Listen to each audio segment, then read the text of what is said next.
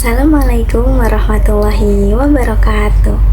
Perkenalkan, nama saya Daryanti, NIM saya 8572877886. Jurusan saya S1 Pendidikan Guru Sekolah Dasar, Fakultas Keguruan dan Ilmu Pendidikan, UPBJJ Serang, Universitas Terbuka. Di sini saya akan mempresentasikan tentang bagaimana ontologi, epistemologi, aksiologi membentuk dasar-dasar filsafat ilmu. Mari kita masuk ke materinya. Oke, yang pertama di sini ada ontologi. Yang kita ketahui bahwa ontologi adalah cabang filsafat yang menjadi suatu objek kajian suatu ilmu. Dalam filsafat ilmu, ontologi menjelaskan apa yang sebenarnya. Nah, membahas yang dikaji dari suatu ilmu dan apa hakikatnya dari yang dikaji itu. Pertanyaan ini bukan hanya sekedar ilmu itu mempelajari apa, tetapi juga apa sebenarnya wujud atau realitas dari objek itu. Nah, misalnya ilmu ekonomi. Ilmu ekonomi itu ontologi yang dibahasnya tentang kegiatan manusia yang memenuhi kebutuhan hidup. Nah, yang kedua itu ada ilmu pendidikan, yang dimana ontologinya itu membahas tentang proses belajar, perkembangan peserta didik. Nah, di sini hakikat realitasnya itu menanyakan apakah objek itu benar-benar ada atau tidak. Ternyata dari ilmu ekonomi dan ilmu pendidikan itu ada loh hakikat realitasnya. Yang pertama, ilmu ekonomi itu manusia selalu memiliki kebutuhan yang harus dipenuhi walaupun sumber dayanya itu terbatas. Nah, dari ilmu pendidikan juga ada loh bahwa manusia itu berkembang untuk menjadi yang lebih baik.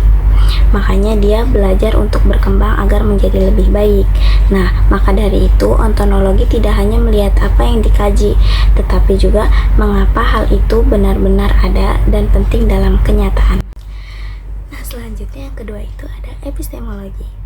Nah, epistemologi itu apa sih? Epistemologi itu adalah cabang filsafat yang membahas tentang sumber dan cara ilmu didapat. Nah, di sini pengetahuan diperoleh itu melalui penggabungan antara akal atau bisa disebut rasio dan pengalaman nyata atau bisa disebut empiris. Nah, ternyata teman-teman, epistemologi itu memiliki metode yang dapat digunakan dengan tahapan berikut. Ada observasi, hipotesis, prediksi, eksperimen, dan kesimpulan. Nah, metode ini digunakan untuk memastikan bahwa ilmu pengetahuan itu tidak hanya sekedar asumsi saja, tetapi prosedur yang logis. Nah, di sini epistemologi juga memiliki cara kebenarannya diuji. Nah, kebenaran ilmu pengetahuan itu tidak bersifat mutlak, melainkan pengujiannya melalui validasi, replikabilitas, dan konsistensi logis. Nah, kalau validasi itu dengan cara hasil penelitian itu konsisten. Kalau misalnya replikabilitas itu hasil penelitiannya itu dapat diulang, mau itu dengan orang yang sama, mau itu dengan orang lain, tapi dengan cara yang sama. Nah, lalu ada konsisten logis, yaitu apakah kesimpulan yang ditarik itu tidak bertentangan. Nah, selanjutnya yang ketiga ada aksiologi. Aksiologi adalah cabang filsafat yang mengkaji nilai, etika, dan tujuan penggunaan ilmu pengetahuan bagi kehidupan manusia. Di sini ada 3 poin, yaitu ada nilai, etika, dan tujuan. Nah, yang pertama adalah nilai.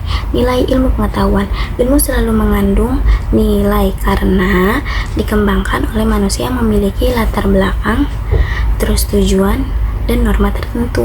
Yang kedua ada etika. Etika dalam aksiologi itu berfungsi sebagai pedoman moral. Nah, yang ketiga ada tujuan.